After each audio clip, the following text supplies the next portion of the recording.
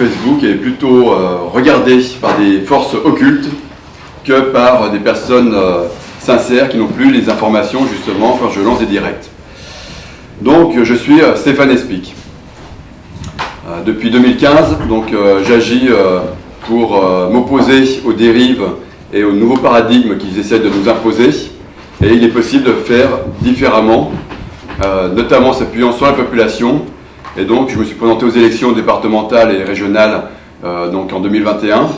Et j'ai pu observer justement en tant que candidat la difficulté d'ouvrir un compte bancaire, les difficultés qu'on accumule avec la préfecture, des délais contraints, et donc tout ce qui est fait pour nous empêcher de diffuser justement nos professions de foi, par exemple.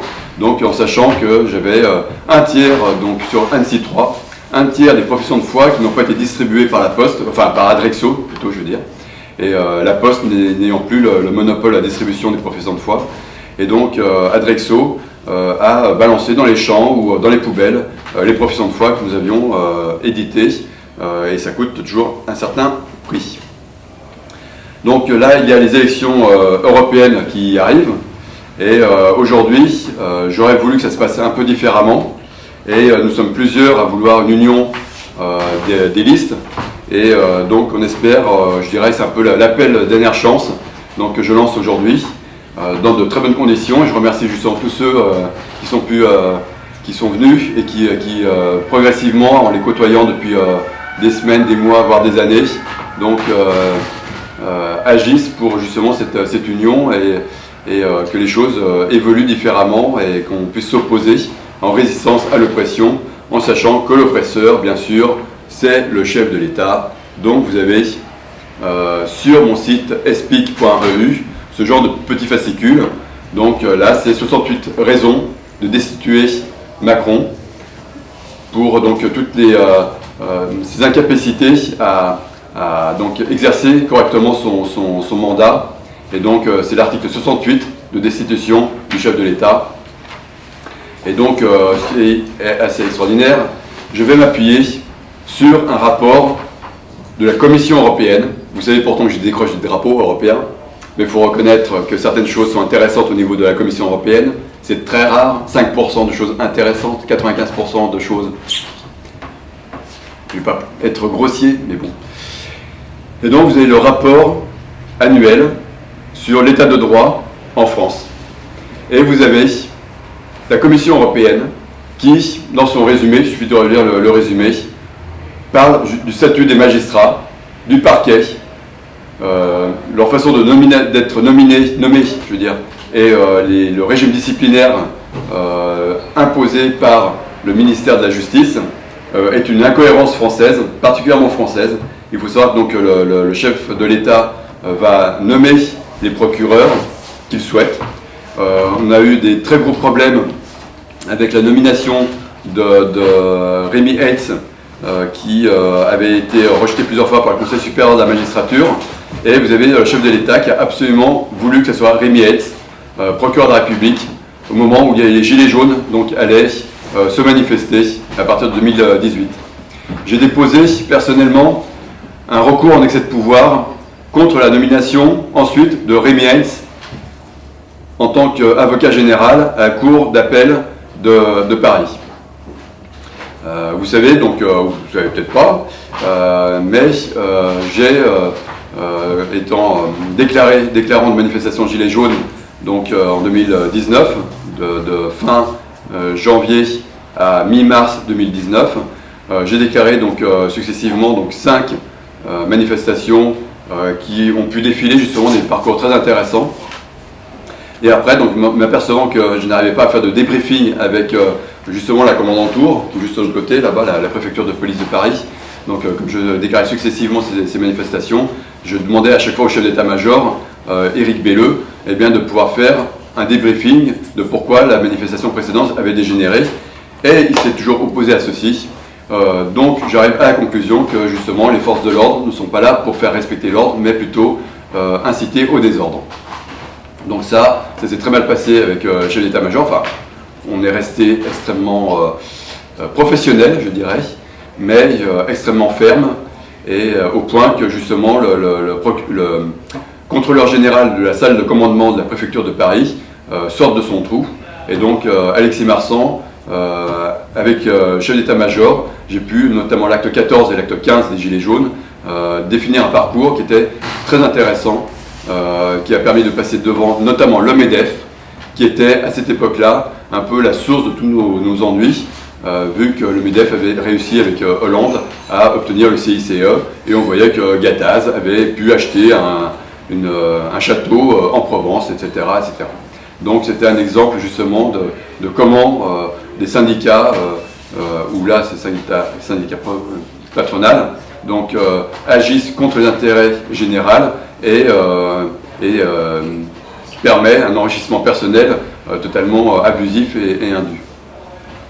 Donc des beaux parcours dans Paris, et malgré cela, malgré que le 16 mars, dernière manifestation que j'ai co-déclarée, où d'autres étaient passés devant moi pour déclarer des manifestations, eh bien, il y a eu l'incendie du Fouquet's, donc avec les forces de l'ordre qui envoient des palets de gaz sur la devanture du Fouquet's, et donc qui mettent le feu sur les marquises, comment on s'appelle, du Fouquet's, et bien sûr après les gens s'engouffrent là-dedans, et il y a eu, c'est tout été ravagé.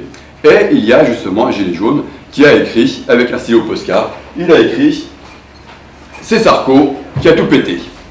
Moi j'ai trouvé ça très bien, comme également l'Arc de Triomphe le 1er décembre. Là j'étais pas encore actif en tant que déclarant de manifestation, mais le 1er décembre, eh bien, vous avez quelqu'un qui a eu la présence d'esprit d'écrire que les gilets jaunes triompheront. Et donc ces personnes qui agissent sur le terrain, qui bougent correctement, qui arrivent à comprendre les choses, font passer des messages intéressants dans le cohue ou la chienlit, je dirais, générale. Donc malgré tout cela, donc, vous avez bien sûr donc, le Tartuffe de l'Élysée, donc le Tartuffe de l'Enlysée, je dis plutôt. Tartuffe, vous savez, c'est référence à Molière, donc c'est le sous-titre de Tartuffe de Molière, c'est l'usurpateur. L'imposteur. Non, l'usurpateur. L'usurpateur. C'est pas Nulf ou l'imposteur. Alors, on verra. Bon, c'est un usurpateur. Et donc, qu'est-ce qu'un usurpateur? C'est une personne qui arrive par la ruse au pouvoir. Et donc, ça correspond exactement à Macron. Donc, c'est un Tartuffe. Il est arrivé par une manipulation de masse orchestrée par les oligarques qui détiennent tous les pouvoirs, enfin tous les pouvoirs médiatiques, enfin tous les journaux médiatiques, mais également qui détiennent tout ce qui est institut de sondage, etc. Ce qui est absolument incroyable. Et donc on revient sur justement la Commission européenne qui précise la détention capitalistique des médias pose un grave problème en France. Donc on voit qu'on essaye de s'opposer à cette dérive que je peux qualifier fasciste du pouvoir, et je qualifie fasciste parce que je m'appuie sur un Manuel Acadélie, qui a été donc la présidente du syndicat de la magistrature belge, donc qui avait fait une lettre blanche dans le Soir.Belgique, et donc qui avait pour titre « Le néolibéralisme est un fascisme ». Donc elle mettait carrément les pieds dans le plat. Quand tout converge vers une seule politique, ça relève du fascisme. Lorsque Margaret Thatcher dit « There is no other politique », il n'y a pas d'autre politique possible, eh bien c'est du fascisme. Et ça, Manuel Cadeli, président du syndicat de la magistrature belge, donc l'avait clairement mentionné. Je m'appuie sur ce texte-là dans les notes de défense, parce que justement, donc là, vous comprenez, c'est un petit peu compliqué à suivre, mais donc il y a plusieurs messages à faire passer. En streaming, vous comprendrez, il faudra écouter plusieurs fois ce que je dis, puis on fera un petit détail aussi de des différents points que j'aborde. Mais donc, constatant qu'il est impossible avec la préfecture, même en étant en contact police, de pouvoir, de façon républicaine, défiler dans Paris et faire passer des messages. Constatant que le chef de l'État propose un grand débat qui n'est en fait qu'un grand blabla. Constatant qu'il n'est impossible de communiquer, notamment à l'acte 15, l'acte 13, je suis allé voir, donc je n'étais pas le co-déclarant, je suis allé voir donc des personnes, si j'étais l'acte, oui si c'est l'acte 13, j'étais le co-déclarant, mais je n'étais pas le contact police. Et donc je suis allé voir les journalistes, et les journalistes nous ont dit, nous ne captons plus de paroles, nous ne faisons que des images, nous ne prenons plus d'informations, nous ne reportons plus en fait ce que disent les revendications des Gilets jaunes. Donc ça c'est à l'acte 13. Donc constatant tous ces éléments, qu'il nous est impossible justement d'arriver à faire passer nos messages, eh bien je suis rentré un petit peu dans l'activisme un peu plus marqué, mais directement sur le pouvoir en place. Et donc mon premier acte de dissidence importante, toujours très symbolique, sans dégradation, sans vol, sans rien, avec les moyens du bord, eh bien, c'est avec mon Vélib d'aller uriner le long de l'avenue Matignon qui longe l'Élysée, entre deux guérites. J'avais bien calculé, je voyais donc le gendarme à gauche, le gendarme à droite, je me mets au milieu, comme Macron, au milieu. Et donc j'ouvre la barrette et puis je me soulage. Ça fait un grand soulagement. Bien sûr, garde à vue. Branco, que j'avais croisé sur des manifestations donc, de Gilets jaunes, qui m'avait donné sa carte, et donc je n'arrivais pas à le joindre. Donc quand je suis en garde à vue, le PJ me demande si je veux être assisté d'un avocat. Je dis ah bah tiens, je n'y ai pas pensé, on va appeler Branco. Et donc Branco arrive dans ma cellule, et donc il me dit qu'est-ce que je peux faire pour vous? Et je lui dis non, mais moi je suis là pour vous, c'est pas vous qui êtes là pour moi, moi je me débrouille tout ça en garde à vue, c'est bon. Mais j'ai besoin de vous, que vous tapiez sur la grosse caisse.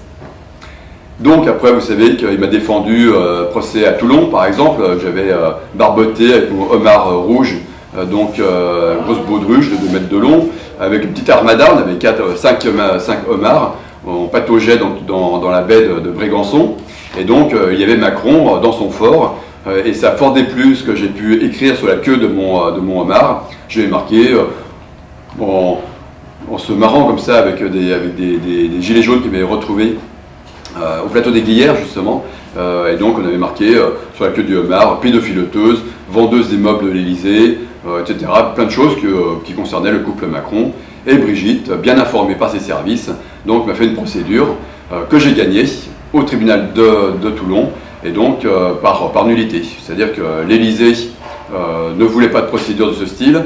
L'Élysée était sans doute informé des 3 jeux d'écriture qu'un avocat empêché m'avait fait, notamment une QPC, et donc Branco s'est proposé de venir, sans me le dire d'ailleurs, je l'ai su par voie de presse, donc il est venu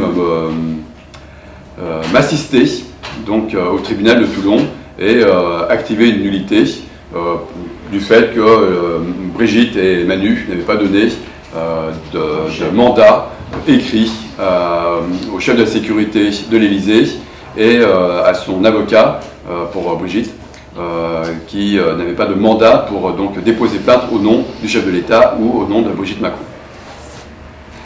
Donc nullité, et j'étais un peu étonné parce que Juan Branco n'avait pas vu la procédure, donc il ne m'avait pas demandé la procédure, mais je lui ai quand même envoyé. Et voilà, donc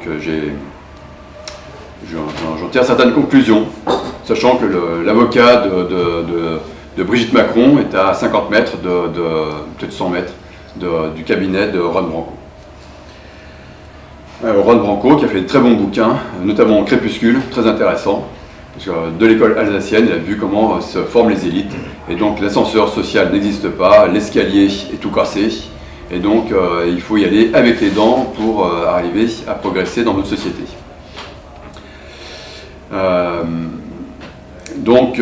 Activiste, par exemple, j'adore les chantiers. Quand il y a un chantier, comme devant l'Assemblée nationale, il y avait une magnifique palissade de chantier qui faisait 50 mètres de long, vierge, immaculée. C'était trop fort, c'était trop bon. Donc, pour un lundi de Pâques, eh bien, je me suis épanché sur 50 mètres. Pendant 2 heures, j'ai barbouillé sur la palissade de chantier de l'Assemblée nationale. Richard Ferrand, alors que je lui avais déjà envoyé des mails, parce que j'avais sollicité un entretien avec Richard Ferrand, président de l'Assemblée nationale, pour protéger en fait cette palissade, parce que visiblement elle était extrêmement importante cette palissade, puisqu'ils sont arrivés jusqu'à mutiler donc, les manifestants qui passaient à l'acte 13 justement, devant l'Assemblée nationale. Et donc Sébastien, qui a vu arriver un objet à ses pieds non identifié, s'est penché pour le rebalancer, et c'était une grenade donc lancé en mode offensif, ce qui est interdit bien sûr, parce que c'est que des grenades défensives pour les forces de l'ordre. Donc c'est fait arracher la main, et donc je suis pas le contact police de cette manifestation acte 13, mais j'étais donc co-déclarant numéro 2, derrière Sophie Tissier. Alors, Sophie Tissier... On connaît Sophie. On connaît Sophie. J'ai pour la qualifier, donné l'autorisation à certains journalistes de la traiter de stalinienne, de bac à sable. C'est pas très élégant de ma part, je le reconnais, mais je pense que ça permet de montrer que j'ai certains doutes sur certaines personnes, et je souhaiterais qu'il y ait plus d'indépendance d'esprit et non pas avoir des personnes qui malheureusement, et c'est là où on va en venir à la fin de cette conférence, expliquer justement l'emprise mafieuse sur toutes les institutions et justement les personnes tenues, obligées et contraintes de faire des choses contre leur gré. Sinon, eh bien, l'emprise mafieuse dans les institutions va leur poser un problème personnel majeur. Donc, Richard Ferrand, pas très content que je marque sur sa palissade de chantier jaune devant, Macron derrière, que je fasse Je veux du soleil, par exemple, c'est en référence à un film de Gilles Perret avec justement, alors, on est ici en face donc, de Henri IV, la statue de Henri IV, mais sur ma gauche, à 50 mètres, il y a LVMH. LVMH, Bernard Arnault, qui avait quand même fait des sacrées crasses à François Ruffin. Et donc, voilà, on revient sur un petit peu tous ces éléments-là. Donc, la France insoumise qui se faisait malmener, on va dire, par les puissances de l'argent. Mais tout le monde c'est pas tout rouge, feu rouge ou tout feu vert. Tout le monde passe à l'orange, on va dire. Et donc, François Ruffin, c'est pas tout vert. François Ruffin aussi, c'est quand même le gars qui allait négocier avec Macron, et ça, Juan Branco a fait a sorti justement cet enregistrement, où Ruffin se met d'accord avant les élections 2017 avec Macron pour orchestrer en fait une venue de Macron dans une usine à Amiens et faire vraiment une mise en scène. Et ils l'ont fait, je crois que c'était à Tour-Montparnasse. Ils étaient tous les deux, soi-disant opposants politiques. Mais bon, c'est comme Mélenchon qui croise Macron dans les rues de Marseille, et puis tout juste ils se font pas la bise.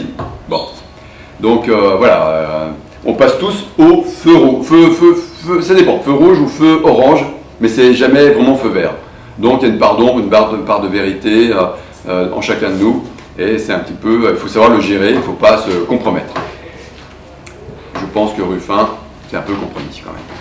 Donc tous ces comme étant des déclarants de manifestation, donc Gilets jaunes, acte 11, alors 13, 14, 15, 16, notamment l'acte 11, le lendemain de l'acte 11, il y avait les fameux foulards rouges qui débarquaient, dont de ses où, et donc j'ai proposé à plusieurs Gilets jaunes, dont Sophie Tissier, eh bien d'aller un petit peu braver ces foulards rouges. Et puis, je suis toujours dans la discussion, le débat. Je suis toujours dans l'optique de pouvoir débattre avec les personnes.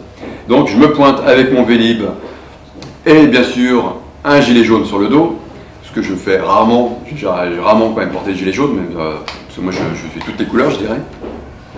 Et donc, les policiers qui me voient arriver en tête de cortège face à eux, et je remonte le cortège à foulard rouge, donc ils me disent « Oh, vous prenez vos risques, hein, monsieur explique, à vos risques et périls. » Bon. J'y suis allé, j'ai pu discuter avec pas mal de foulards rouges, et bien sûr j'étais en direct sur mes Facebook. Et ce direct a été vu notamment par des personnes au tribunal judiciaire. Et quand je me suis présenté pour plusieurs raisons après au tribunal judiciaire, eh bien j'ai des personnes qui sont venues me voir en me disant « Mais vous êtes monsieur Explique, votre vidéo face au foulard rouge, vous en gilet jaune, on était morts de rire, on a trouvé ça génial, c'est carrément géantissime. » Et on l'a regardé plusieurs fois, etc. Donc, avec ces actions en direct, avec des directs, en faisant des actions pertinentes, républicaines, démocratiques, de discussion, dans la dialectique, thèse, antithèse, synthèse, et non pas dans la rhétorique stupide que tout le monde nous enferme, on arrive à des choses intéressantes. Et donc, j'ai pu mobiliser indirectement de cette façon-là les forces bienveillantes, car il y en a, les forces bienveillantes du tribunal judiciaire. Et ces forces bienveillantes, je tiens à remercier le vice-procureur Patrick Garin, je donne son nom, parce que je pense qu'il doit être à la retraite maintenant. Et donc Patrick Garin a repris mon dossier. Je peux y aller, je pense, parce que voilà, il est à la retraite. Et puis de toute façon, il faut sortir du bois maintenant. Il faut sortir du bois parce que c'est très important ce qui se passe maintenant. Donc Patrick Garin a repris mon dossier au tribunal de police lorsque j'avais, toujours avec mon Posca, barbouillé toute la permanence parlementaire de Stanislas Guérini, le secrétaire national de l'AREM, le parti de l'usurpateur. Magnifique permanence parlementaire, des vitres 4 mètres de large sur 2 mètres 50 de haut, 2 vitres comme ça. J'ai commencé en haut à gauche, j'ai terminé en bas à droite, tout expliqué comment fonctionnait la Ve République, le référendum, l'article 11, l'article 2, etc., etc. Il y en avait vraiment de haut en haut à gauche jusqu'en bas à droite. Tout ça vous retrouvez sur Facebook, c'était donc le 14 septembre 2020. 2019. Patrick Garin, vice-procureur, s'empare de mon dossier, arrive en tant qu'officier du ministère public et propose la relaxe. Précise que le POSCA, c'est justement, comme dans mes notes de défense j'ai déposé, le POSCA est utilisé par les commerçants pour décorer leur vitrine et après il suffit donc de passer un chiffon dessus, un peu humide et ça s'efface, il n'y a aucune dégradation. Patrick Garin propose ma relaxe. Qu'est-ce qui se passe ? 13 février donc, 2020, le dossier est perdu. Bah oui, là, le parquet était bien emmerdé, excusez-moi pour le gros mot, mais son procureur, enfin, pas procureur, parce qu'il y a le tribunal de police, donc son officier de ministère public, a demandé la relaxe de Stéphane Espic, après avoir barbouillé, de haut jusqu'en bas, la permanence parlementaire de Stanislas Guérini. Crime de lèse-majesté, il n'est pas content. Donc il envoie ses sbires carrément effacer le rôle au tribunal judiciaire. Mais le problème, c'est que j'avais fait une photo. J'ai fait une photo parce que à cette époque-là, c'était indiqué, donc vous aviez les écrans, et donc on pouvait faire défiler, et on voyait donc toutes les personnes audiencées. Et j'ai fait la photo avec la date de l'audience du 13 février 2020. Vous le retrouvez si vous remontez sur mon Facebook. Et vous retrouvez donc Stéphane Espic entendu au tribunal. Je présente ça au greffier en chef, il pâlit quand il est sur ses ordinateurs, il me dit « je ne retrouve pas le rôle et je ne retrouve pas votre dossier ». Les forces obscures du tribunal judiciaire étaient entrées en œuvre pour faire disparaître quelque chose qui aurait permis de faire justement jurisprudence et d'inciter tous les gilets jaunes à aller barbouiller gentiment les permanences parlementaires de leurs députés dévoyés qui ne représentent qu'eux-mêmes et leur portefeuille et qui ne représentent plus le peuple. J'ai fait donc d'autres actions, j'ai fait la même chose sur le MEDEF, j'ai fait Didier Bécher aussi, j'ai fait Laetitia Avia, Paco Rupin, tous ces députés l'AREM, d'ailleurs qui ne se sont pas représentés. Ils ne se sont pas représentés à leur réélection donc, en 2022. Et donc, toutes ces actions, j'avais 11 actions qui ont été donc audiencées le 4 septembre 2020. 4 septembre 2020, qui revois-je à ma droite, à la place du procureur, eh bien, Patrick Garin, de nouveau, ce qui est impossible, parce qu'un officier de ministère public ne peut pas être également au tribunal correctionnel, donc à nouveau procureur parquetier. Donc, je le remercie, je le remercie pas, je le remercie maintenant, mais pas pendant le procès, bien sûr.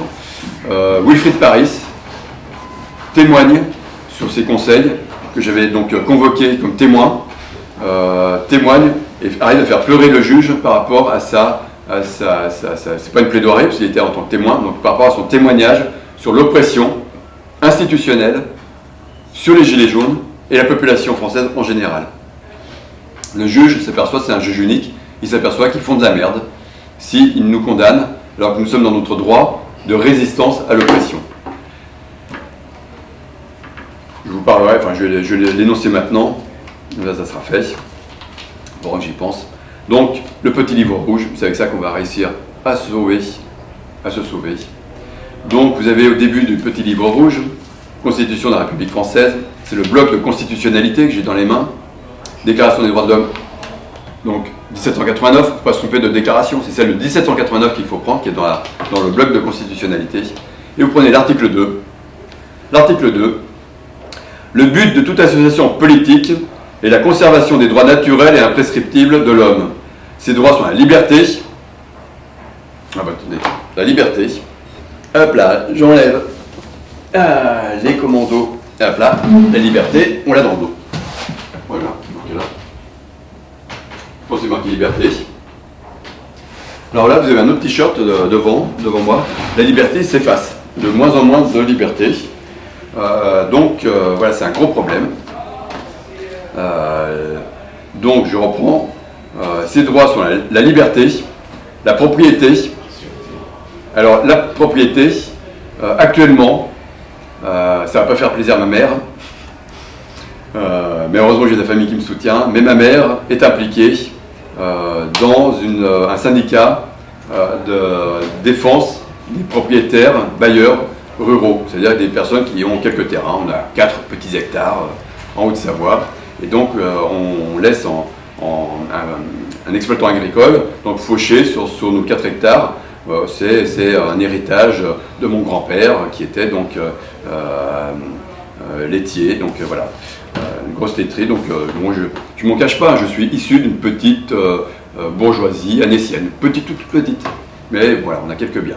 Donc ces quelques biens, ma mère veut absolument, en mémoire de ses parents, et le fait qu'ils ont trimé dans les années les 30 glorieuses, ils ont réussi à accumuler un petit patrimoine, et donc voilà, elle s'implique là-dessus pour transmettre à ses enfants, et pour aider les propriétaires en difficulté, qui rencontrent des difficultés souvent d'incompréhension avec l'exploitant agricole. Et donc son syndicat intervient pour faire le lien, pour que ça se passe bien. Ils sont aux tribunaux paritaires, par exemple, ils siègent à la chambre d'agriculture, etc. Donc la propriété, je peux vous dire qu'actuellement, actuellement, ma mère est également à Paris, elle assiste à l'Assemblée générale de la Fédération nationale de la propriété privée rurale.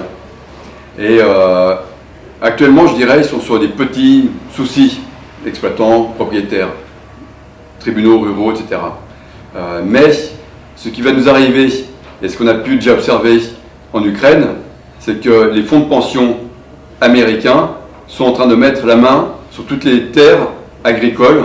Vous avez donc en Ukraine, la moitié des terres sont exploitées par BlackRock, Vanguard, Blackstreet, tous ces machins-là, fonds de pension américains. Et ils s'approprient, ils s'accaparent les terres, et le prochain sur la liste après l'Ukraine, ça sera la France. On voit actuellement dans quelle situation se trouve l'Ukraine. On voit que l'Ukraine a provoqué des choses avec des russophones. Il y a une surréaction de la Russie. Je ne valide pas du tout l'intervention militaire de Poutine. Pour moi, c'est une horreur absolue. On doit être déjà à 500 000 morts de part et d'autre. 400 ou 500 000 Ukrainiens, 100 à 200 000 Russes. Moi, ça me fait carrément mal au cœur. Bon. Donc, il ne fallait pas partir dans cette guerre, mais vous voyez que si je vous dis que les prochains sur la liste, c'est la France, si on voit que justement le Tartuffe de l'Enlisée continue à s'exciter et continue sur sa lignée comme a fait un certain Zelensky, on va à la catastrophe. Et donc, la prochaine propriété qui sera attaquée, c'est les Français. Et dans l'attaque va se faire, bien sûr, sur l'agricole, c'est un exemple, mais vous voyez bien avec le bellicisme actuel, plus le chantage à la guerre, le chantage à la dette, je veux dire, lapsus révélateur, le chantage à la dette, ils vont vouloir mettre la main sur les propriétés privées, nos appartements, des choses comme ça, pour garantir justement et continuer à se fourvoyer et à accumuler une dette complètement illégitime. Donc ils sont en train de mettre en œuvre justement quelque chose qui va nous spolier de nos biens. Je ne suis pas communiste, le communisme n'est pas fait pour l'homme, il faut arriver simplement à se coordonner et préserver justement nos droits naturels et imprescriptibles. Donc la propriété va être attaquée, elle l'est déjà attaquée notamment par une suradministration de l'agriculture. Un propriétaire ne peut pas choisir librement son exploitant. c'est le préfet, par des commissions, CDOA et compagnie, qui attribue l'exploitation sur les terres du propriétaire. Le propriétaire veut exploiter lui-même. Non, non, il n'a pas le droit, il faut qu'il passe ses diplômes. Et après, une fois qu'il a passé les diplômes, il faut qu'il arrive à récupérer sa terre. C'est inextricable. En tant qu'activiste, j'ai donc mon activiste Charlie, adorable, qui a la ferme de la Résistance, à 500 mètres de la nécropole de Morette, où il y avait Macron il y a quelque temps. Et donc, il est agriculteur, il se dit lui-même paysan maraîcher. Voilà, paysan, petite propriété, il fait des légumes, etc., qu'il vend sur les marchés. Il faut préserver ce genre d'agriculture. C'est essentiel pour la résilience, justement, des territoires. Donc la propriété va être attaquée. La liberté, elle s'efface de plus en plus. La sûreté, le troisième droit, c'est la sûreté. Ben justement, je vous ai parlé des manifestations. Je vous ai dit que les forces de l'ordre, c'était des forces du désordre, et je l'ai dit à Éric Belleux, chef d'état-major de la préfecture de police de Paris. Je l'ai dit à Alexis Marsan, qui m'a fait une remarque une fois, la dernière fois que je l'avais vu, il m'a dit qu'il avait bien aimé comment s'était terminée la Commune de Paris en 1871.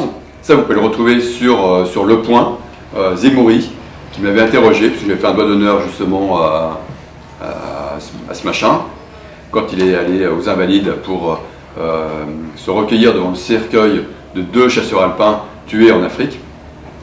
Donc Zemmouri avait fait un premier article pour dire un homme a fait un doigt d'honneur sur le chef de l'État, mais il semblerait que ce n'était pas volontaire. Et donc pas de poursuite, pas de garde à vue, enfin vice de procédure et donc pas de garde à vue. J'ai bien vu, la commissaire faisait traîner pour passer le délai et donc créer une nullité. Et donc,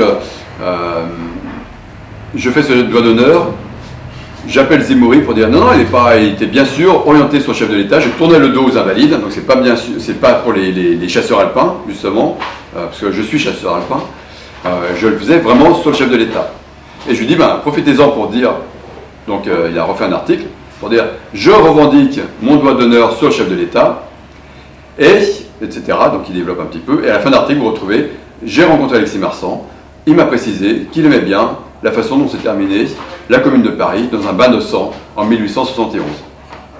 On a un vrai problème justement avec ces personnes qui sont au plus haut sommet qui ont le monopole justement de la violence, la police. Et donc, si on n'a pas des hommes comme le préfet Grimaud, qui, en mai 68, a refusé, je pense, un ordre du général de Gaulle qui disait « écrabouillez tout ». De Gaulle a un petit peu perdu les pédales en 69, en 68, c'est un peu normal, avec toute la pression qu'il avait sur le dos de la CIA et compagnie. Et donc, le préfet Grimaud a refusé l'ordre, il a fait une très belle lettre à la maison, de la préfecture, pour dire « on perdrait notre honneur si on mutilait les hommes à terre, donc je demande aux forces de l'ordre, justement, de ne pas mutiler et de rester dans l'honneur républicain et de parlementer avec les opposants qui sont également nos frères. Grosso modo, c'est ça. Vous pouvez voir cette lettre du préfet Grimaud au commissariat de police du 5e arrondissement. Vous avez un musée au 2e étage. Donc, violation systématique de nos droits fondamentaux, la liberté, la propriété, la sûreté. Lorsque ces droits sont violés, il nous reste notre 4e droit, que même Branco ne veut pas plaider. Je suis le seul à le faire, et ici présent, il y a quelqu'un qui a écrit un bouquin sur justement la résistance à l'oppression. Nous sommes les seuls à parler de ça. Mais aucun avocat du barreau n'ose aller plaider sur la résistance à l'oppression, comme si tout le monde ne voyait pas dans l'article 2. Pourtant, on ne va pas chercher bien loin. Article 2, 1789, bloc de constitutionnalité, résistance à l'oppression. La France est le seul pays au monde, grâce à Lafayette, qui a insisté pour avoir ce droit dans la Déclaration des droits de l'homme. Nous sommes le seul pays au monde à avoir un tel droit. Et c'est pour ça que je rejoins ce que disait le général de Gaulle. Et ça, vous pouvez le voir, c'est gravé sur son piédestal de la statue sur les Champs-Élysées. Il y a un pacte 20 fois séculaire entre la grandeur de la France et la liberté du monde. Ça semble péremptoire comme citation, mais justement, c'est parce que lorsque la France est grande, siècle des Lumières, Montesquieu, Rousseau, Voltaire, même si bien sûr ils sont passés au feu orange, ça n'existait pas encore à ce temps-là, mais bon, on va faire cette comparaison. Donc, siècle des Lumières, eh bien, la France est porteuse d'espoir et peut permettre la liberté dans le monde d'une façon détournée. Vous avez les États-Unis, c'est le pays qui s'est créé sur le plus gros génocide mondial. 50 à 70 millions d'Amérindiens volontairement exécutés. Les gentils cow-boys qui luttent contre les méchants indiens. Eh bien, la statue de la liberté a été offerte par un franc-maçon, bon, 2 francs-maçons, puisqu'il y avait Eiffel dans l'affaire et Bartholdi. Bon, Bartholdi. Et donc, en ce temps-là, on peut comprendre justement le message, même si c'est très marqué franc-maçon. Et bien sûr qu'actuellement, il y a d'énormes problèmes avec ces obédiences. Donc, la France a pu donc donner le symbole à l'Amérique et se racheter un petit peu, je dirais, avec ce symbole de ce génocide qu'ils ont effectué auparavant. Mais, et là je vais adresser en te regardant mais sans te citer, donc on ne peut pardonner que s'il y a une repentance des actes commis. Et les États-Unis ne se sont pas encore repentis justement de ce génocide. Et les États-Unis se fourvoient actuellement dans quelque chose à Gaza, même s'ils y vont à contre-cœur. Il y a des choses qui se passent là-bas, inadmissibles. Le général de la Ward, justement, communique bien sûr sur la réinformation à ce niveau-là. Dans ses lettres, dans un réseau, envoyé dans un réseau par email. Donc il faut arriver à ce qu'il y ait repentance pour accorder le pardon. Et là, en effet, on arrive à quelque chose d'intéressant. Mais on ne pardonne pas facilement. Il faut qu'il y ait sincèrement, des 2 côtés, une volonté de se retrouver, voilà, dans un débat républicain. Donc, je clôt là sur l'article 2, je vais le reciter, sans être toutes ces interruptions. Donc, l'article 2 de la Déclaration des droits de l'homme et du citoyen de 1789, le but de toute association politique est la conservation des droits naturels et imprescriptibles de l'homme. Ces droits sont la liberté, la propriété, la sûreté et la résistance à l'oppression. Plein d'autres choses intéressantes dans ce petit ouvrage. Et bien sûr, cet ouvrage, ces 17 articles sont actuellement violés. Donc vous retrouvez sur espic.eu justement mon analyse sur 17 articles et comment ces 17 articles de la Déclaration des droits de l'homme sont violés actuellement par le pouvoir en place. Donc, activistes, déclarant de manifestation, gilets jaunes, activistes, provocation, je réveille les forces bienveillantes du tribunal judiciaire, les forces malveillantes du tribunal judiciaire interviennent, malveillantes franc-maquées, on va dire.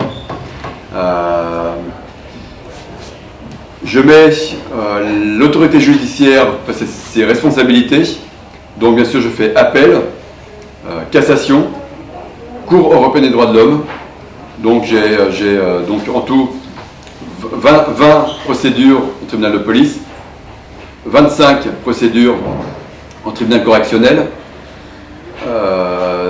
15 cours d'appel, parce que des fois ça se relie, puis des fois ils reséparent les affaires, 12 cassations, et j'ai envoyé 9 requêtes à la Cour européenne des droits de l'homme. La CEDH maintenant, parce que je suis toujours un peu sur les mêmes thématiques, que je peaufine comme ça au fur et à mesure des requêtes que je monte, puis des notes de défense que je dépose à chaque fois, ce que ne font jamais, aucun avocat ne dépose des notes de défense pratiquement. Quand ils vous défendent gratuitement, il vaut mieux se défendre par soi-même en parlant à la barre que de se faire défendre par un avocat qui ne dépose pas de notes écrites. Il faut savoir que vous pouvez demander, quand vous passez au tribunal, de voir déjà, à la fin d'une garde à vue, vous pouvez consulter votre procédure. Donc vous demandez au procureur, si vous êtes déféré devant le procureur, vous pouvez demander à voir tout ce qui a été écrit sur vous. Moi j'ai halluciné, hein. Je voyais les PV de la police qui me suivait dans le métro, etc. Enfin, j'ai vu, j'avais 50 PV pour avoir juste barbouillé sur la permanence parlementaire de Didier Bécher à Versailles. Hallucinant. J'avais fait ça un 4 août 2019, où j'avais barbouillé également sur l'hôtel des Menus Plaisirs. Vous avez une grande pancarte sur, où s'était tenue donc, justement la Déclaration des droits de l'homme, donc l'Assemblée constituante française en 1789, qui a validé donc, ces droits de l'homme.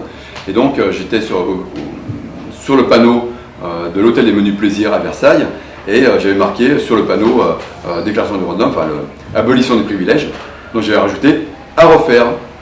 Il faut à nouveau abolir les privilèges existants actuellement. Donc pour ça, j'étais poursuivi, machin hallucinant, 3 mois de prison sur la tête. Ah ouais. Là, j'étais tombé sur Virginie, la juge, elle s'appelait Incarcerator.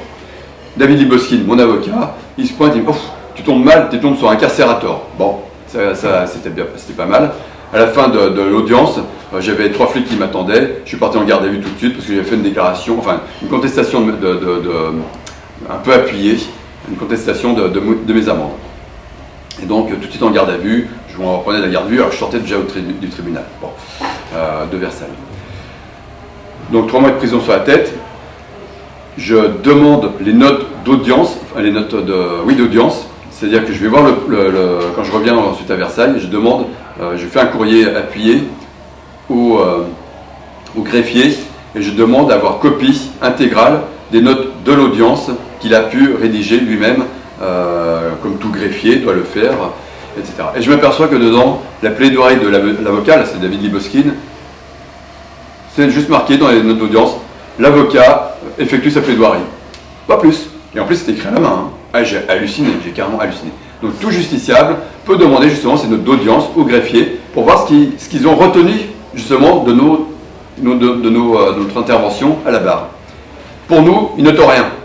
Par contre, ils ont l'obligation de noter les questions du juge et les réquisitions du procureur. C'est tout ce qu'ils ont à faire. Ça tient en 2 pages. Donc vous pouvez dire tout ce que vous voulez, ça rentre par une oreille, ça ressort par l'autre. Et au final, le juge, il ne sert pas à grand chose. Vous voyez, c'est un petit peu comme ça.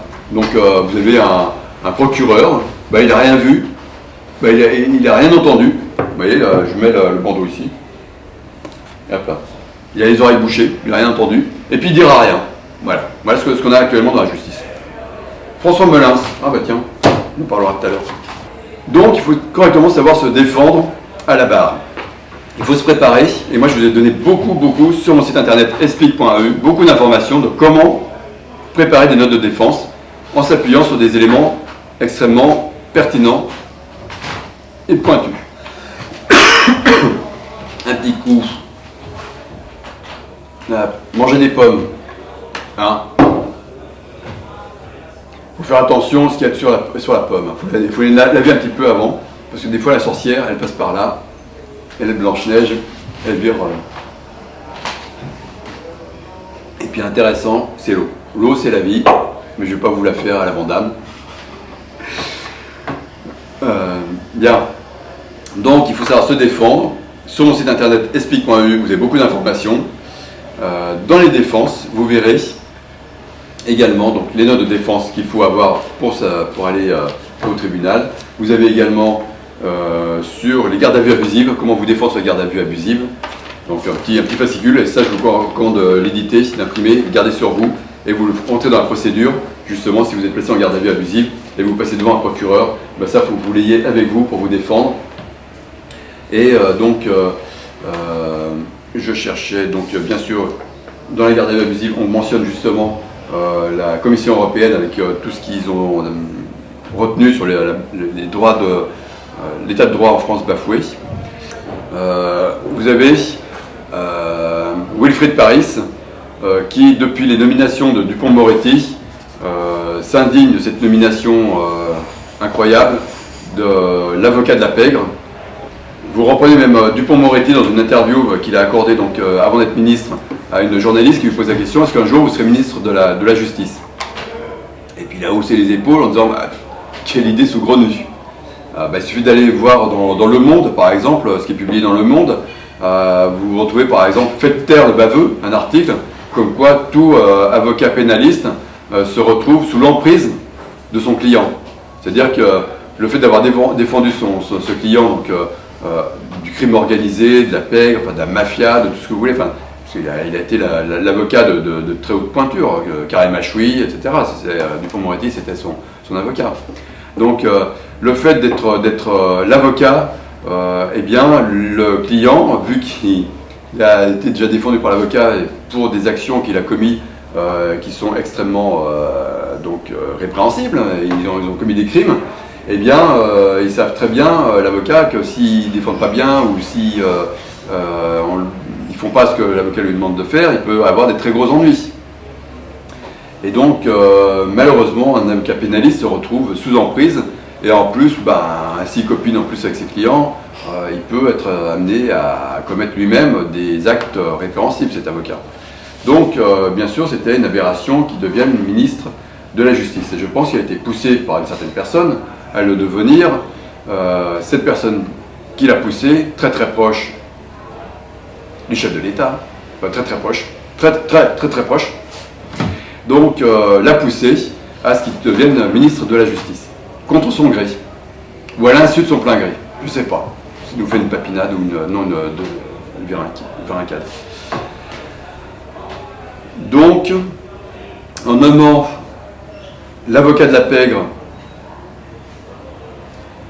au ministère de la Justice, alors que la Commission européenne dit déjà qu'il y a un problème parce que le parquet n'est pas indépendant et se retrouve sous la tutelle du ministre de la Justice, donc une tutelle politique, exécutive, donc on n'a pas d'indépendance de la justice. Montesquieu, quand il voit ça, il se retourne dans sa tombe. Je vous rassure, Montesquieu, les sangs, on ne sait plus où elles sont. On a perdu les sangs, il n'y a même pas un ossement de Montesquieu, donc il ne peut plus se retourner dans sa tombe. Mais bon, il y en a d'autres, je pense De Gaulle, ils se retournent dans leur tombe quand ils voient tout ça. Donc, aberration absolue que le parquet soit tenu par l'exécutif. Donc, il faut absolument arriver à ce que l'autorité judiciaire évolue vers un pouvoir indépendant. Moi, j'ai déjà discuté avec une juge de la cour d'appel. Elle m'a dit, c'est pour ça c'est intéressant d'aller au tribunal, puis surtout de passer sans avocat, parce que vous passez en dernier, et comme vous passez en dernier, il n'y a plus personne derrière vous, et donc vous pouvez discuter justement avec les magistrats, les procureurs, etc. Et là, c'est très intéressant. Et elle me disait, mais moi, en tant que présidente de la cour d'appel, jamais je ne souhaiterais que la justice soit un pouvoir. Et dans son idée, c'était parce que derrière, nous avons une pression telle que nous ne sommes pas indépendants et nous sommes sous l'emprise de différentes personnes. Et donc, si nous avions un pouvoir, eh bien, il serait retourné pour faire l'inverse de ce que la justice est censée faire. Si nous étions indépendants, nous serions... là, ils se couvrent du fait qu'ils ne soient pas indépendants, justement. Ils se disent, heureusement qu'on n'est pas indépendant, parce qu'autrement, moi, personnellement, la juge, j'aurais des gros soucis. Et je ne veux pas les avoir. Donc, je me vautre dans l'hermine, mais je ne veux pas avoir de problème personnel. Et ceux qui ne se sont pas vautrés dans l'hermine, eh bien, il y en a très peu. Je juge Pierre Michel, je crois, ou quelque chose comme ça. Ben, ils ont été assassinés. En Italie, ceux qui ne se sont pas vautrés dans l'hermine, tous ces juges qui ne se sont pas vautrés dans l'hermine, eh bien, ont été exécutés par les mafieux. Donc, il faut arriver à protéger justement, que le juge se sente protégé. Et donc, on propose justement, et Wilfried Paris, c'est à l'initiative de ça, cet avocat empêché, qui a pu plaider à 2 pas d'ici au Conseil constitutionnel et de monter une QPC jusqu'au Conseil, il a plaidé au Conseil constitutionnel, c'est il faut avoir une autre politique et une réforme totale de l'autorité judiciaire. Et cette indépendance totale viendra de 2 éléments, ou 3 éléments.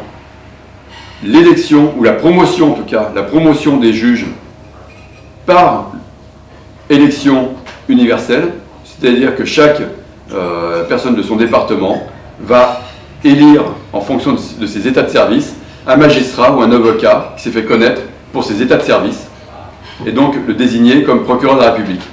Et là, on coupe complètement le lien avec le pouvoir exécutif. Et ça devient vraiment un pouvoir.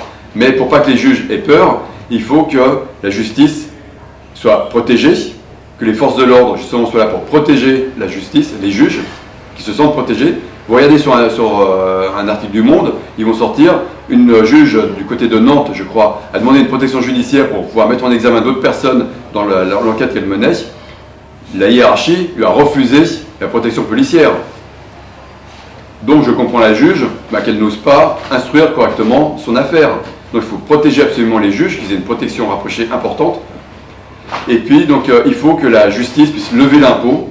En levant l'impôt, explique clairement, de façon totalement transparente, comment elle gère les deniers qu'elle a pu lever. Donc il ne faut pas tout envoyer en prison. Là vous avez Dupond-Moretti qui veut encore construire des prisons sur des terres arables, magnifiques terres à un oiseau. Une aberration, 70 hectares, un agriculteur qui se tue à faire de l'agriculteur, un jeune en plus. Et donc Sébastien Béraud est allé le défendre samedi il y a 2 semaines. Et donc voilà, ils veulent construire des prisons. Moi je dis, on ferme une prison, on ouvre 10 écoles de la République et on s'en sortira comme ça. Mais il faut arrêter de construire des prisons, c'est ridicule. Et il faut mettre les jeunes qui se sont un peu égarés, les mains dans la terre et les pieds dans la merde, et ça leur fera du bien. Donc qu'ils aillent aider les agriculteurs à s'en sortir, ça sera bien mieux que de croupir en prison avec caméra, enfin avec télévision, avec téléphone, avec jacuzzi, avec tout ce qu'ils ont maintenant, c'est extraordinaire. Vous avez même des personnes qui veulent aller en prison pour sortir de la rue. Donc, il faut tout revoir, le système pénitentiaire, revoir justement la façon de rendre justice et que la justice soit totalement indépendante, car le problème majeur, et notamment ce que disaient les Gilets jaunes, on veut de la justice sociale, de la justice fiscale. Non, on veut de la justice tout court. On veut que la justice rende justice au nom du peuple français. Quand Molins sort ce bouquin-là, c'est marqué au nom du peuple français. Moi, quand je pars au tribunal administratif et qu'on me renvoie dans les dents au début du délibéré au nom du peuple français, allez vous faire foutre. Franchement, alors je fais un doigt d'honneur par rapport au procureur, enfin par rapport aux magistrats qui se vautrent dans l'hermine, qui ne rendent pas du tout justice au nom du peuple français, mais qui créent l'injustice absolue pour soumettre le peuple français à l'usurpateur. Et ce que je leur dis à ces juges, il faut savoir que l'ordonnance constitutionnelle numéro 9 du 14 août 1941 a été abrogée en 1944 par un certain Charles de Gaulle. Et que disait cette ordonnance constitutionnelle du 14 août 1941 ? Eh bien, c'était allégeance et loyauté au chef de l'État. Donc, il n'y avait plus de séparation des pouvoirs, puisqu'il fallait d'abord loyauté, non pas vis-à-vis du peuple français, mais vis-à-vis du chef de l'État, le maréchal Pétain. Maréchal Pétain, nous voilà. Donc, cette ordonnance a été abrogée, mais on a l'impression qu'actuellement les juges se remémorent ou réactualisent ou remettent en application cette ordonnance qui a été donc bien sûr annulée. Il y a un seul juge en France qui a refusé justement de prêter allégeance en 1941 au maréchal Pétain. C'est Paul Didier ou une chose comme ça. Oui, je crois que c'est Paul Didier. Un seul magistrat qui a refusé allégeance. Eh bien, on est un peu dans la même situation que 1943. Donc, il faut résister. Mais au lieu d'envoyer des balles, il vaut mieux l'écrire, parce qu'on a encore cette possibilité. Donc, moi, j'ai plein de stylos. Des crayons papier, des stylos feutres, enfin des stylos à billes, des stylos... Hop là, ça c'est du... il a déjà bien morflé celui-là. Ça c'est du 8 mm. Et ça c'est du 12 mm. Moi j'adore ça. Posca, je fais de la pub pour Posca. Ça coûte un petit peu cher, 11 €, mais ça peut sauver des vies. C'est comme les gilets jaunes, c'est moche, ça va avec rien, mais ça peut sauver des vies. C'est ce que disait Karl Lagerfeld dans une pub pour la sécurité routière qui a été détournée par on s'en met plein les mains du jaune, qui a été détournée par des parents d'élèves quand il y avait, je ne sais plus quel projet de loi, ils avaient ressorti et détourné cette pub de la prévention routière de Karl Lagerfeld pour la protection des enfants. Et donc moi j'ai récupéré à nouveau cette pub avec Karl Lagerfeld. Vous l'en trouvez sur mon Facebook le 15 janvier 2015 ou 13 janvier 2015 où je proposais le gilet jaune, sortir avec un gilet jaune sur le dos, avec des caricatures qu'on pouvait mettre dans le dos, etc. Donc des dessins humoristiques. Suite à ce qui a été fait par les politocards qui étaient sur le boulevard Voltaire, donc quelques jours après les attentats de Charlie Hebdo, quand j'ai vu que Hollande, Merkel, Netanyahou, déjà lui, etc., venaient se pavaner au boulevard Voltaire en soutien aux personnes assassinées dans cet effroyable attentat du 7 janvier 2015. Quand j'ai vu la mascarade politicienne, la récupération politicienne, je me suis dit c'est pas possible. Et donc qu'est-ce que j'ai fait ce jour-là? Je suis allé sur le cahier de doléances, j'étais en Tunisie à cette époque-là, je suis allé sur le cahier de doléances de l'ambassade de France à Tunis et j'ai écrit sur le cahier de doléances Dieudonné, parce qu'il y a des gros problèmes avec justement Manuel Valls, donc parce qu'il avait dit je me sens Charlie Koulibaly, une chose comme ça, donc il était hyper emmerdé avec ça. Bon. Est-ce que c'est intelligent, est-ce que ça ne l'est pas? Je ne sais pas, c'est la provocation, mais oui, il faut provoquer pour faire bouger les lignes. Donc je peux comprendre parce que derrière, il y a sûrement des manipulations des jeunes par des puissances occultes, et donc il ne faut pas regarder juste le mec qui a fait l'attentat, il faut voir qui, et s'il n'y a pas derrière des puissances occultes qui auraient manipulé ce jeune. Donc je peux comprendre que Dieudonné ait dit je me sens Charlie Koulibaly. Et donc je suis allé sur écrire, et ça vous le retrouvez également sur mon Facebook. Donc j'ai marqué sur le cahier de doléances de l'ambassade de France à Tunis, Dieudonné est le Jean Jaurès de nos temps actuels, chose comme ça. Donc j'ai apprécié d'aller voir les spectacles de Dieudonné à la Main d'Or. J'ai essayé de discuter avec lui et lui dire ce serait bien de reprendre Stéphane Hessel qui avait lancé les Indignés, le mouvement des Indignés, et Engagez-vous avec son petit fascicule qui est très intéressant. Je lui ai dit ce serait bien que vous repreniez le flambeau et puis de résister. Vu que vous êtes un peu le paria maintenant de la société, donc essayez de faire quelque chose. Et j'ai pas ressenti de son côté. Alors c'est vrai que Stéphane Hessel lui avait quand même bien chié dans les bottes, il n'a pas trop apprécié, ça je peux comprendre. Donc Dieudonné c'était pareil, Stéphane Hessel c'était en bisbille, hein, c'était pas. Ouais, bon. Mais Stéphane Hessel avait la même vision, je pense, que Dieudonné sur ce qui se passait à Gaza. Et, donc voilà, mais c'est dommage qu'ils ne se soient pas retrouvés ensemble. Et bien sûr, Stéphane Hessel est mort en 2019, je crois. Donc j'ai proposé à Dieudonné de reprendre le flambeau de la résistance, nous les parias, rejetés de la société par les médias mainstream, etc. À la Main d'Or, ça pouvait être intéressant avec son théâtre, justement, d'être le lieu de rassemblement de la résistance. Et avec l'humour, parce que je croyais beaucoup avec l'humour, arriver à faire passer des messages. Et je crois toujours, justement, avec l'humour, faire passer des messages, il vaut mieux le faire en riant qu'en tirant une gueule d'enterrement. Remarque, je crois qu'il esquisse un petit sourire. Hein. Mais bon, il est un peu passé, hein, quand même, Molins. Bon. Donc, je pourrais dire que je suis le premier gilet jaune de France, mais c'est pas vrai, parce que vous regardez mon post, il n'a pas été reposté, mais c'est pas grave. Mais voilà, donc vous avez une antériorité, comme quoi j'incitais les gens par l'humour à descendre dans la rue et à avoir donc des caricatures sur le dos et de s'indigner justement de la récupération politique, d'actes effroyables, et de creuser plus loin pour savoir ce qu'il en était.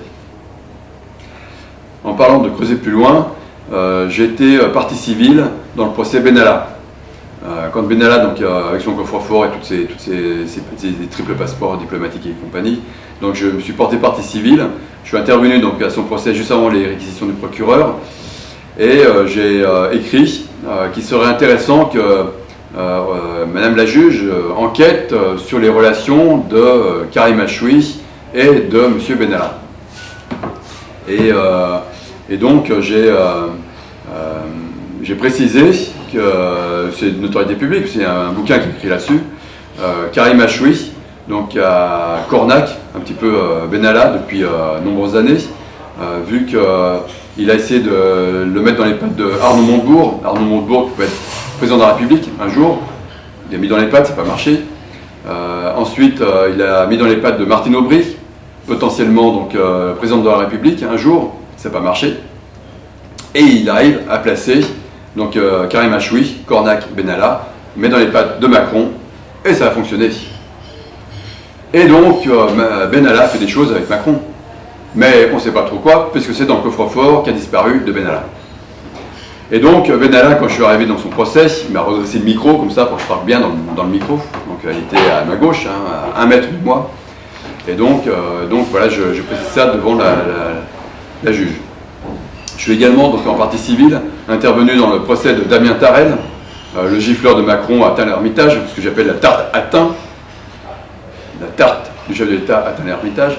Et donc, je suis rentré d'une façon un petit peu particulière dans le procès. C'est dans mon partie civile, c'est pour dire il y a un problème et c'est pas bien ce que la personne a fait. Donc là, j'ai dit c'est pas bien de gifler le chef de l'État, mais ça peut se comprendre si c'est un acte de résistance à l'oppression.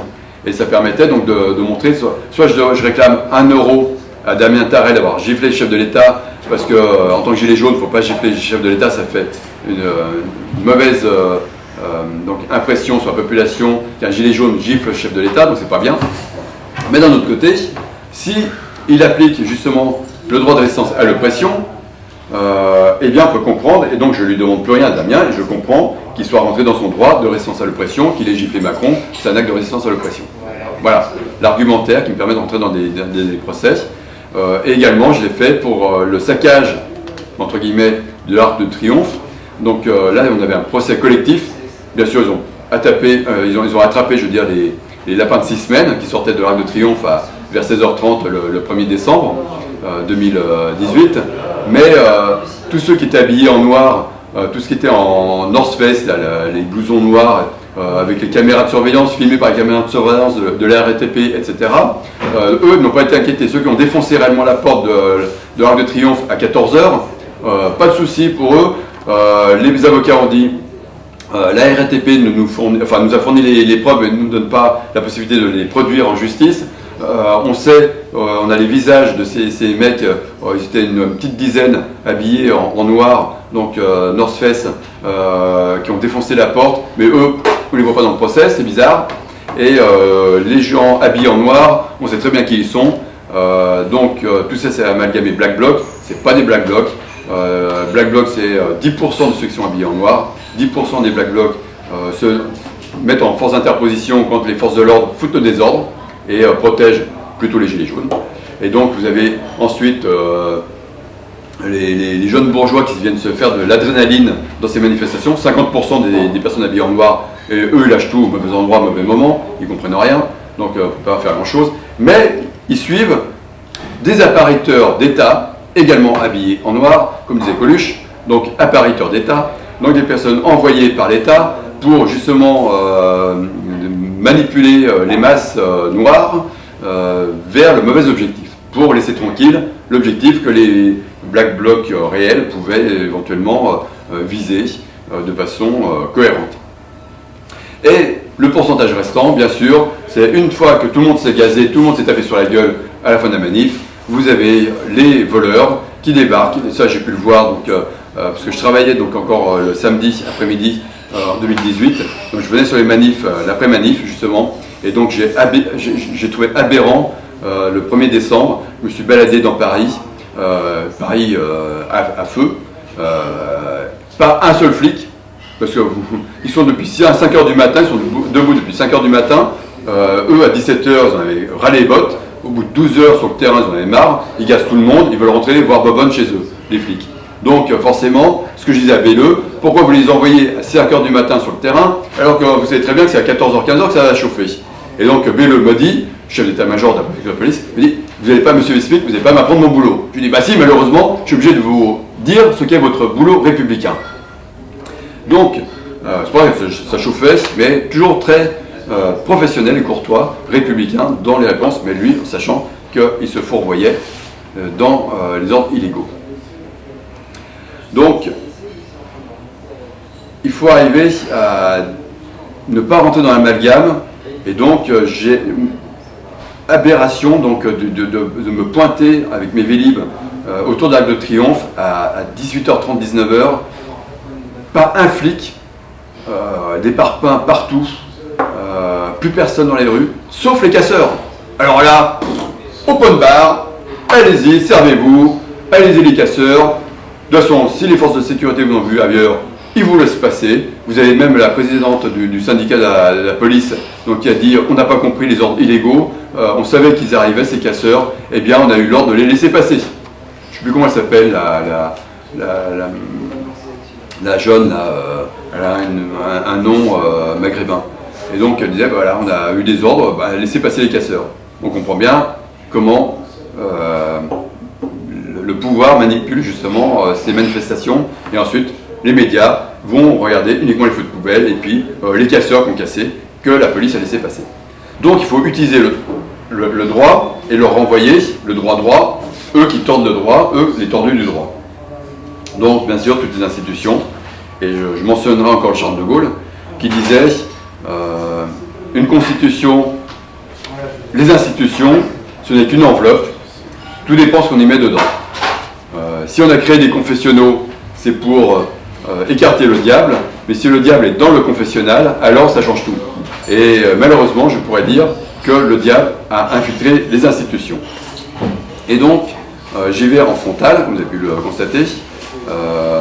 Et donc, dans ma déclaration de manifestation que j'ai déclarée à la préfecture à Annecy, dans les observations particulières, je vais vous lire ce que j'ai écrit, et on se terminera là-dessus.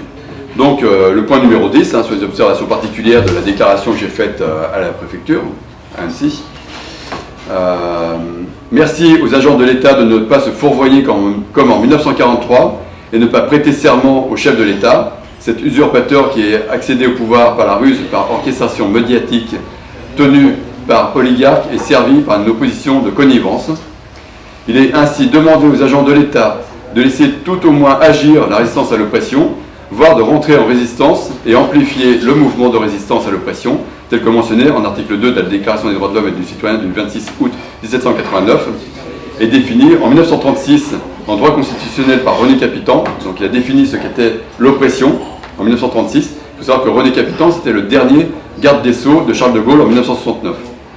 Donc René Capitan disait en 1936, définition du droit constitutionnel, qu'est-ce que l'oppression ?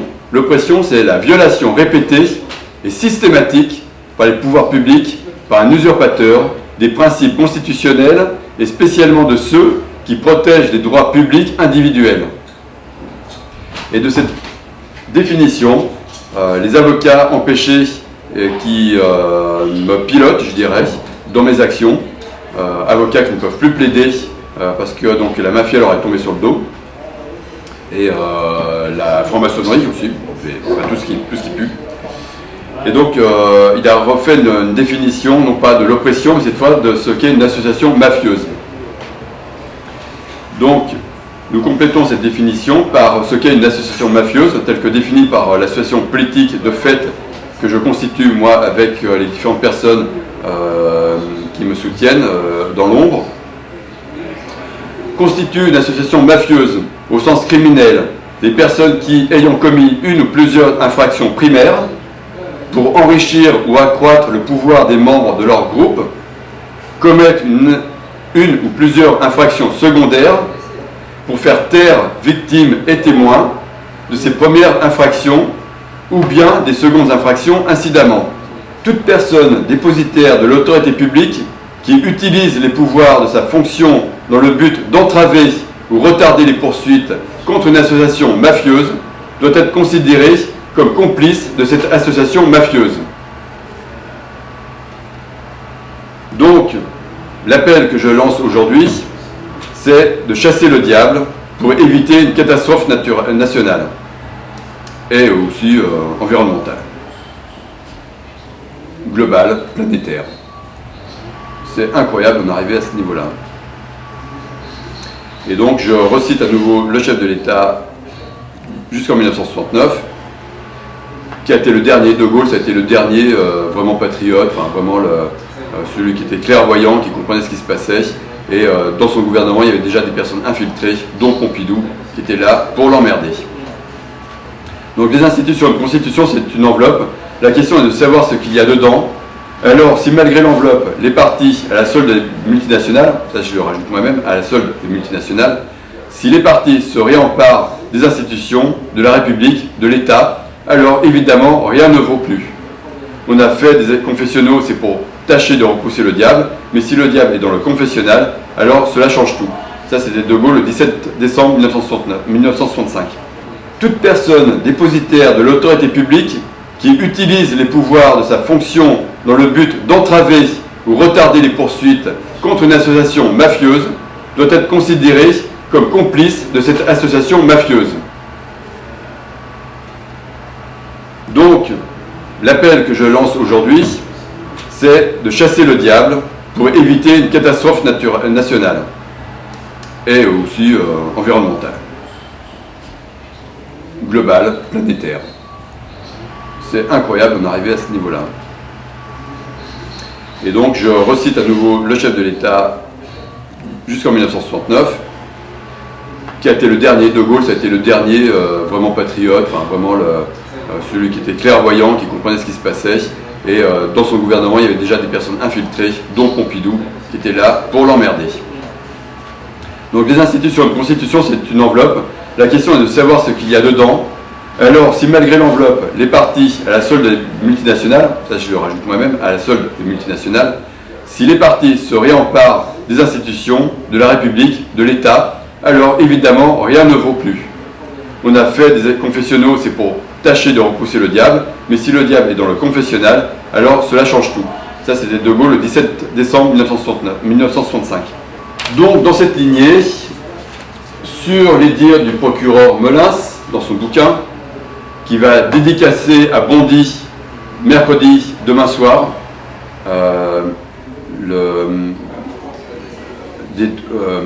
librairie des Deux Georges, je crois une chose comme ça, à Bondy, sur les dires de Laure Bécao, donc qui est la procureure de la République de Paris actuelle, dans son article paru dans le Monde, je crois, l'infiltration des réseaux mafieux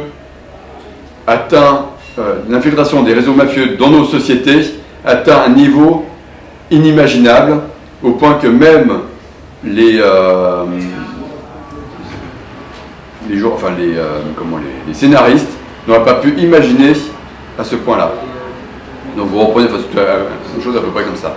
Donc vous voyez, je m'appuie sur des procureurs. Lui, c'était procureur de Paris, procureur général à la Cour de cassation, juste là-bas. Et c'était le procureur de Paris pendant les attentats. Donc c'est pour ça qu'on le voyait à chaque fois qu'il y avait une merdouille. Même à Nice, il y avait un gros problème. Donc pour ça, j'irai le voir demain.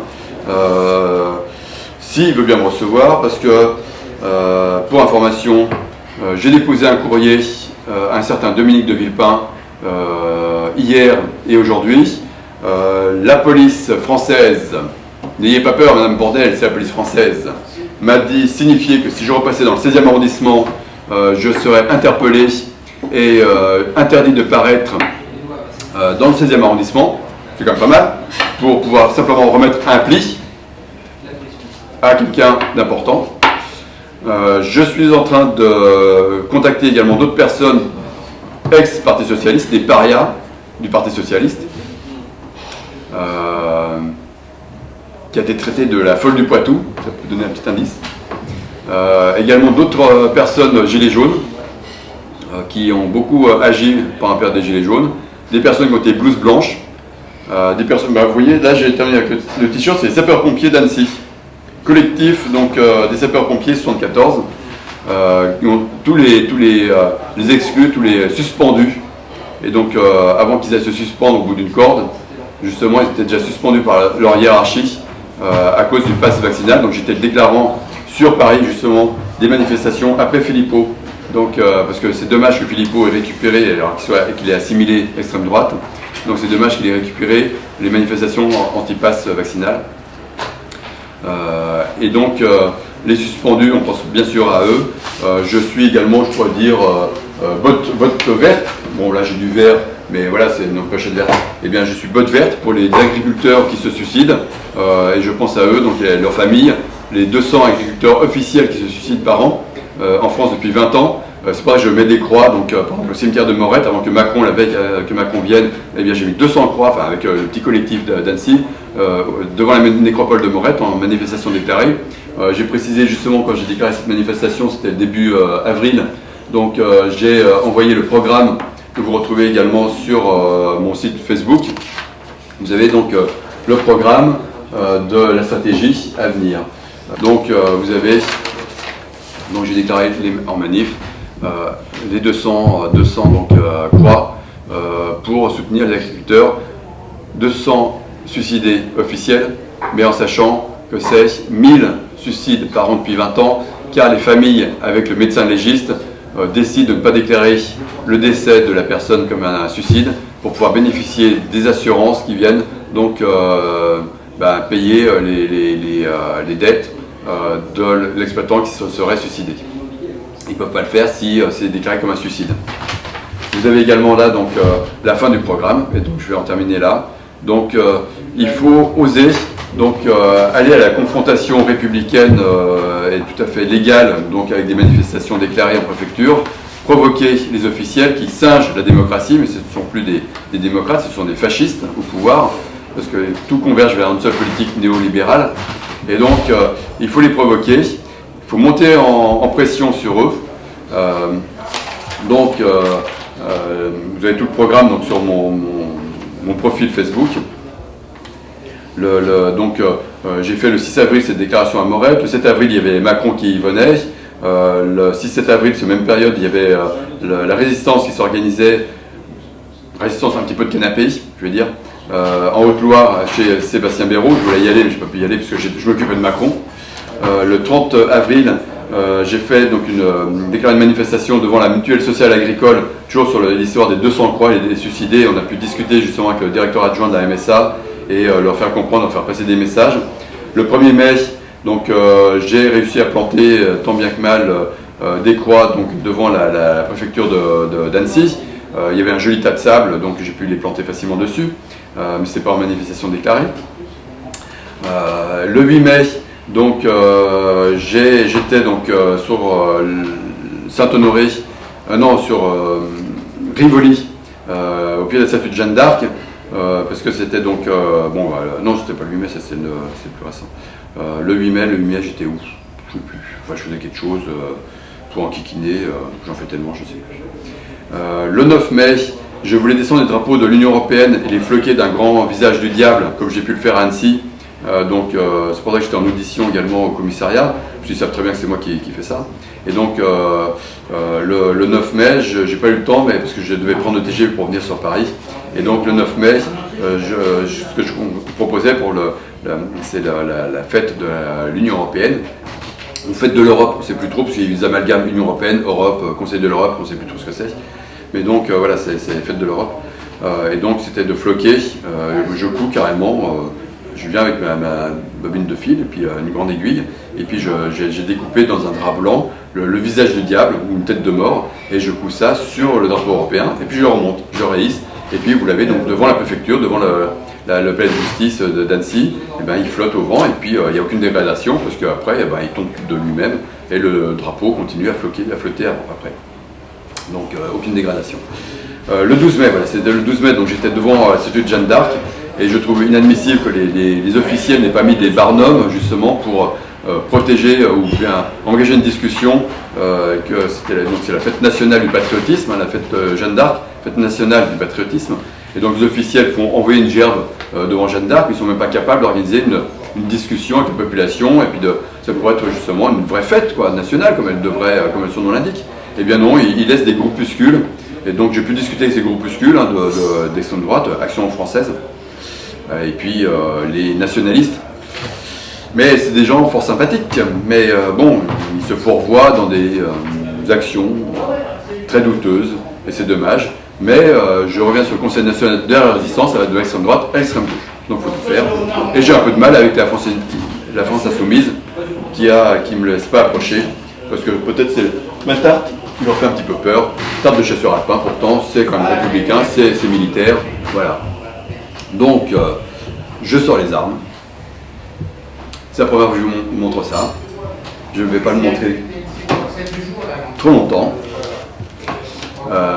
Voilà. Je continue sur l'agenda, j'ai bientôt terminé. Le 28 mai, donc là c'est dans la prospective, dans les jours à venir. 28 mai, commémoration de la fin de la Commune de Paris, 153 ans après son écrasement par les Versaillais, la semaine sanglante, donc le 28 mai 1871. Donc ça se terminait dans le sang, c'est l'horreur absolue, 2000 communards d'exécutés, Père Lachaise, et vous avez Alexis Marsan qui dit « Ah bah moi j'aimais bien comment ça se terminait ». Voilà. N'ayez pas peur, Madame Bourdelle, c'est la police française. Il faut s'appuyer même sur les parodies qui sont faites des films Papy fait de la résistance ou autres. On a quoi s'amuser. Le 4 juin. Alors le 4 juin c'est important, la coordination rurale française donc, se coordonne avec justement tous les syndicats vindicatifs des 27 pays de l'Union européenne et donc convergence sur la Commission européenne à Bruxelles pour envoyer du lisier sur Ursula von der Leyen. Il faut savoir que Ursula, la présidente de la Commission, habite en haut du Berlaymont. Le Berlaymont, c'est le bâtiment de la Commission européenne qui cumule les pouvoirs exécutifs, législatifs et judiciaires de l'Union européenne.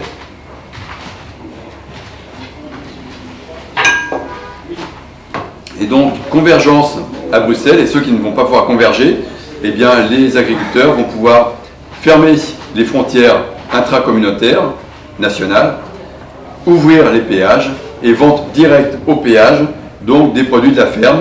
Et on conseille justement à tous les Français d'aller acheter en liquide, bien payer en liquide, donc il faut retirer massivement aux distributeurs de billets, pour donner une bonne secousse et un signe fort aux institutions financières en retirant massivement de l'argent, des euros, et puis d'aller donc dépenser ces euros auprès des agriculteurs en vente directe sur les barrières de péage qui auront été ouvertes avec caméras cachées pour pas que les plaques d'immatriculation des voitures soient repérées.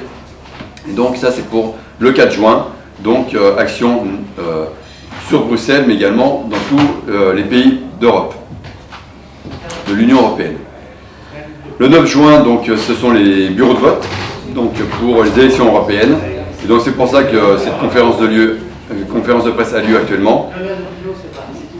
Il faut absolument qu'il y ait une liste unique. Et si on se débrouille bien, justement, on peut faire le plein. Au lieu que ce soit Bardella, voulu par Macron, qui fasse le plein des voix et qui nous fourvoie dans une fausse opposition en carton, parce que le projet de Macron, grosso modo, c'est d'avoir une obligation morale, s'il en a encore une, de dissoudre l'Assemblée nationale à la rentrée, si jamais le Front National arrive donc en tête des élections européennes et qu'il soit donc son parti présidentiel soit ultra minoritaire et que le Rassemblement national rentre majoritairement à l'Assemblée nationale pour le contraindre à prendre un Premier ministre issu du Rassemblement national, et quelques mois après, on peut prévoir vers février 2025 qu'il déclenche l'effondrement financier qui est prévu depuis des années, méga crise financière, et donc l'extrême droite au pouvoir en France, gouvernement français d'extrême droite, en cohabitation avec Macron, Meloni en Italie, peut-être Trump aux États-Unis, se retrouve à devoir gérer une crise interplanétaire financière majeure et qui soit incapable de le faire, bien sûr, puisque c'est quand même pas des doués de la finance. Et donc que Macron puisse dire ensuite, eh bien regardez, quand on a l'extrême droite au pouvoir, ils ne sont pas capables de gérer des secousses financières monumentales, donc votez pour bébé Attal donc, en 2027. Donc tout ça c'est de la manipulation de masse, et donc il faut arriver à contrer cela, et pour contrer il faut qu'on ait une liste unique qui propose la sortie de cette Union européenne, une grande secousse à l'Union européenne. Il faut que les personnes qui soient tête de liste puissent faire le boulot d'arriver à ébranler justement l'institution européenne. Et dans les 6 mois qui viennent, donc, quand il y a dissolution de l'Assemblée nationale en France, ils démissionnent de leur poste donc, de députés européens et viennent se présenter aux élections législatives françaises. Et donc c'est un marchepied, il faut utiliser la liste actuellement qui doit faire l'union d'ici la fin de la semaine, enfin même je dirais demain. Je lance un appel, j'espère que vous avez mes coordonnées là, on peut fédérer des choses. Donc il faut arriver à déposer rapidement en se greffant sur une liste déjà actuelle ou en déposant une nouvelle liste, mais c'est plus compliqué. Donc tout ça, on va bien le faire en fonction du petit livret, même un taux de candidat. Donc il y a une stratégie à avoir dans les heures qui viennent, je dis bien dans les heures qui viennent. Et donc, arriver à faire une liste d'union, je pense à Christian Perron, je pense à Martine Vonner, je pense à la Folle du Poitou, je pense à Dominique de Villepin, etc. Ces différentes personnes qui ne sont pas tout verts, mais ils ne sont pas non plus tout rouges, et donc ils passent à l'orange, et donc je pense avec des mea culpa de leur part, pour certains, on peut arriver à faire des choses intéressantes. Je dirais que Dominique de Villepin, c'est la dernière fois où la France a parlé au monde. Son discours du 14 février 2003, c'est un discours qui a une portée mondiale, c'était contre la guerre à venir en Irak. Donc c'est la dernière fois où la France a parlé au monde entier, et donc c'est ce Dominique de Villepin qu'on souhaite avoir. En sachant que Dominique de Villepin a préconisé la dissolution de l'Assemblée nationale à Chirac, il y a eu cohabitation avec Jospin, c'était pas plus mal. Il y a eu compromis de trouver, pour finir comme ça. C'est également lui qui a fait une liste cohérente de personnes sincères, ou moins, qui ensuite viennent au niveau national, laissent leur place à d'autres personnes en dessous de la liste. Donc il faut avoir 81 noms. Et donc même les personnes qui ne sont pas siégeables dans les têtes de liste pourraient monter à PES en cas de démission de ces têtes de liste. Le 18 juin, donc, il y a encore une journée nationale commémorative de l'appel du général de Gaulle. Le 19 juin, vous avez donc, ça fait 2 ans après les élections des députés de l'Assemblée nationale, donc il faut aller leur poser des questions et les pousser à ce qu'ils activent l'article 68 de destitution du chef de l'État. Le 21 juin, on n'a pas le cœur à la fête de la musique, mais donc on peut faire des choses intéressantes. 14 juillet, on incite les agriculteurs à venir avec leurs tracteurs et leurs moissonneuses-batteuses, ceux qui auront terminé les foins, terminé les moissons, de venir sur les Champs-Élysées, confrontation avec l'armée française, et puis peut-être qu'il y aura un ordre d'un général écrabouiller tout, et que justement les jeunes dans les Charles Leclerc refusent cet ordre illégal et disent aux agriculteurs, on descend ensemble les Champs-Élysées, on s'arrête devant Macron, on sort de notre machine, on va voir Macron, on lui dit le défilé il n'a pas lieu, on s'arrête là, tu viens avec nous, on va discuter à l'Élysée. On peut rêver, hein. Ça relève du miracle, certes, mais bon, on ne sait jamais. Et ce qui permettrait, le 26 juillet, une ouverture des Jeux Olympiques par Gérard Larcher, qui est donc par la Constitution, le président par intérim en cas de démission du chef de l'État ou annulation de l'élection de Macron parce que McKinsey pas déclaré dans les comptes de campagne 2017, les 3 millions de Macron on ne sait pas où ils sont, et puis annulation de 2022 parce qu'il a obtenu 21 millions de remboursement de ses frais de campagne, mais il n'a pas fait campagne, donc quelles sont réellement ses dépenses de campagne, donc c'est faux, donc on peut annuler son élection, ou bien destitution, ce sera très compliqué et très long avec la Constitution, l'article 68 de destitution, mais il y aura des grosses secousses financières, et donc il faudra mieux, pour que les choses se passent bien, qu'il démissionne le 14 juillet. Vous voyez la préparation supposée des Jeux Olympiques, à croire que le pouvoir actuellement en place n'y croit même pas à ces Jeux Olympiques, et ils sont persuadés qu'ils seront annulés.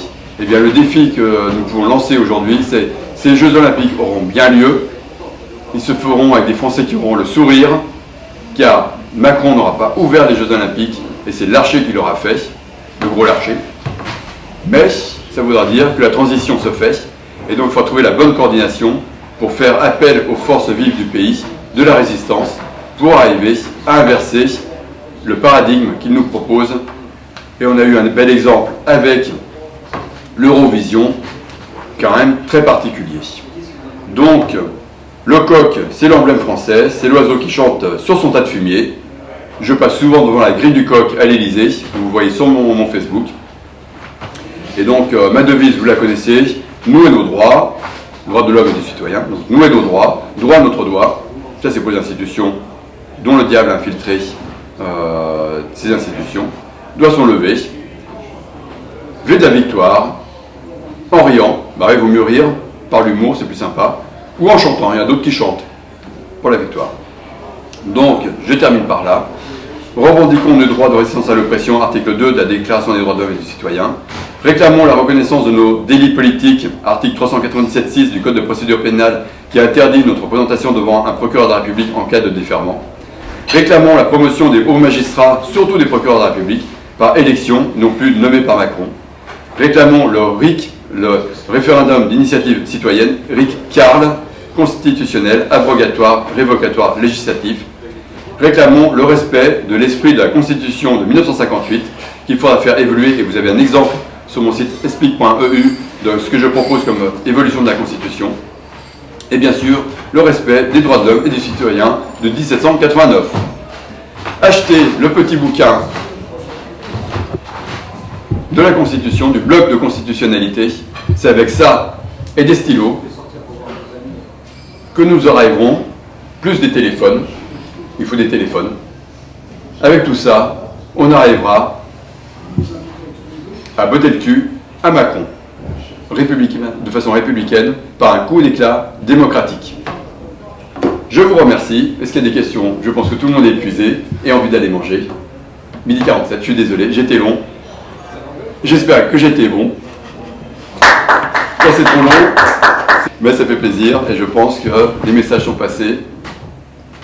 Et puis, comme disait l'autre dernier chef d'État que l'on a eu qui a fait un référendum, justement, c'est Chirac, sur les recommandations de Villepin, justement, de faire un référendum pour le TFUE.